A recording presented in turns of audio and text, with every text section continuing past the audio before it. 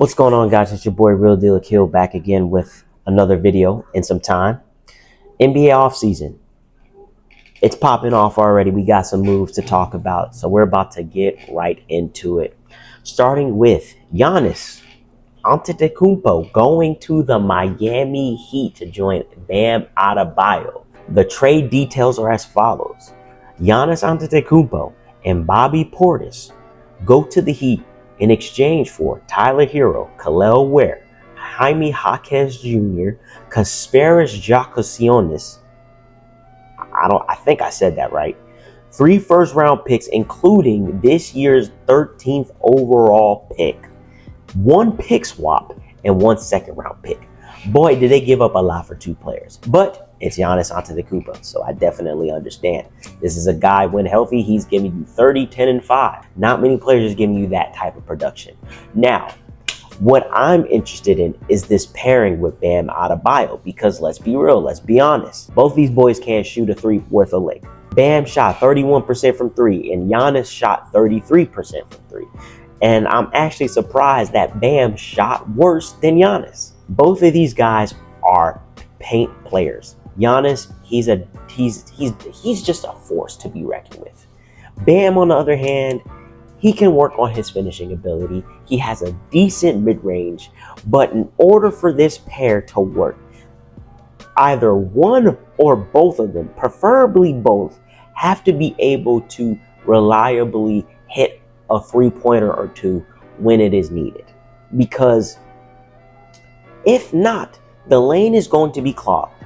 Now, I will say their surrounding pieces, 3 of them in particular, Davion Mitchell, Norman Powell, Andrew Wiggins, the 3 of them shot close to or above 40% from 3, which helps them space the floor. But with both Bam and Giannis in the game, teams are going to be able to help off of Bam because the numbers say that he cannot hit 3-pointers consistently. Now, the other 3 players, you might want to think twice about that. But I want to see how they play together. That's one thing I'm looking forward to. They say great players always figure out a way. I know Giannis is going to figure out, but how is Bam going to do? I think it'll probably be better when they stagger their minutes, of course, because, Bam will get that time to be the guy. Giannis is the guy. So, of course, we already know what Giannis is going to do as the number 1, but it's going to be interesting to see how Bam operates with Giannis. So, one thing that they need to do is continue to surround them with shooting, especially their bench. The more shooters that they have, the better. I think they should target more 3-and-D guys. I think they should somehow find a way to get like a Royce O'Neal or Tari Eason, or shoot, even Giannis's old teammate AJ Green, another sniper. Bobby Portis can hit a couple 3s for you. So I think the more shooting that they surround themselves with, they being the Miami Heat, the better off they'll be. But defensively, this team is going to take a big boost. Bam is already a pretty good paint defender. Giannis is a great defender, both on the perimeter and in the paint. Of course, they got Davion Mitchell, who's a dog defensively on the perimeter. Andrew Wiggins is a solid defender. So I think their defense can improve, or will improve, I should say.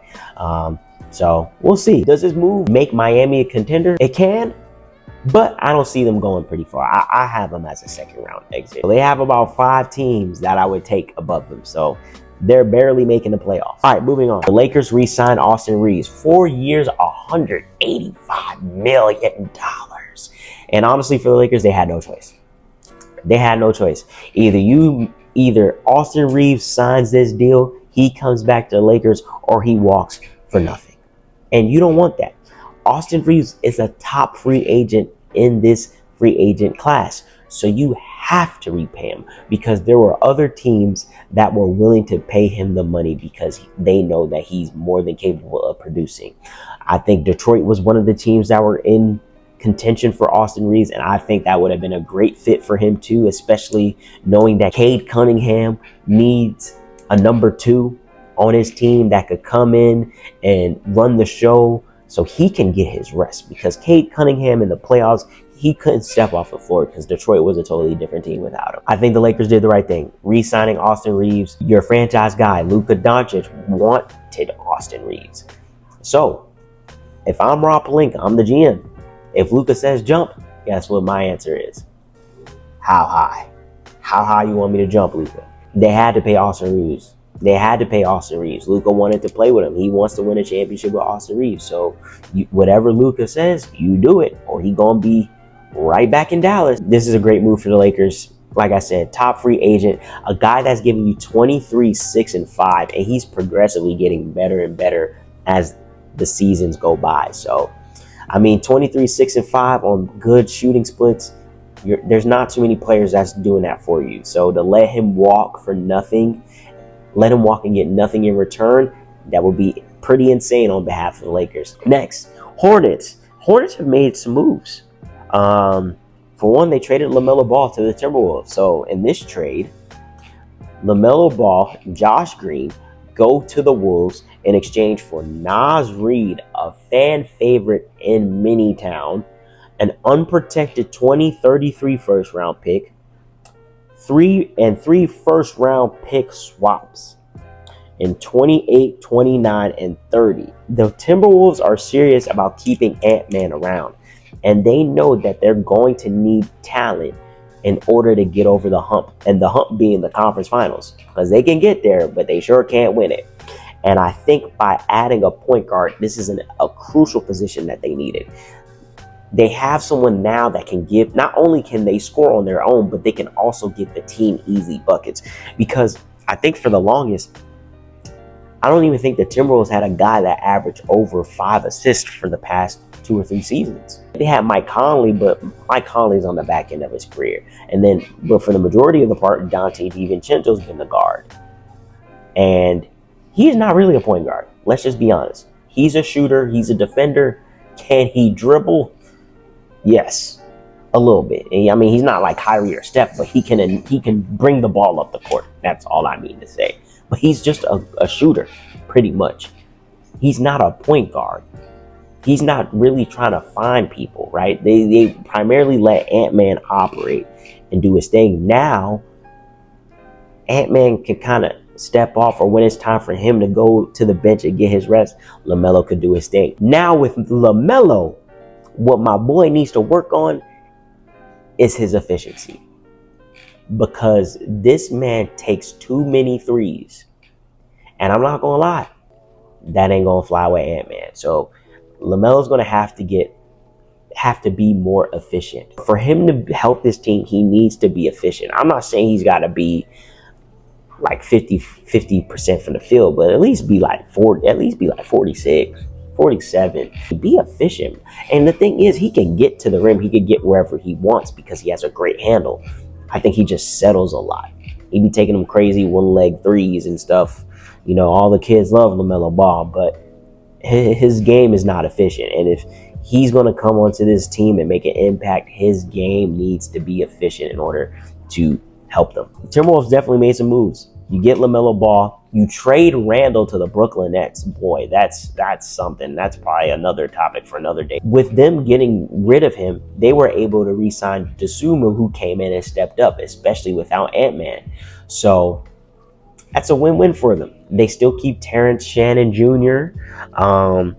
I think they do need to make a little bit more moves to bolster their bench. McDaniels is going to have to step up into a higher scoring role.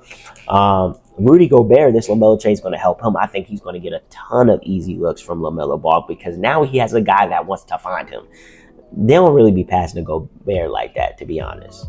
Like, he'll be wide open, but they're like, shoot, I'm finna take this myself. With great reason, because there's plenty of times where we've seen Rudy Gobert smoke a layup or smoke a dunk.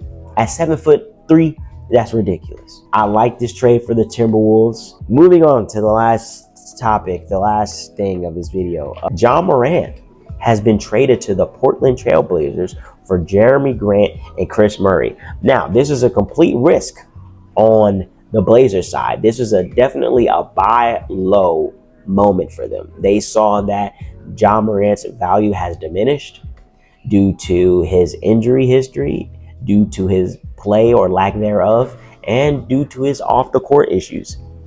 Now, Ja's a really good player, had really great seasons, 2-time All-Star. We can't deny that from him, right? But he hasn't been available. And also, too, I'm interested in seeing this backcourt pairing with him and Dame Lillard, because Damian Lillard should be back next season.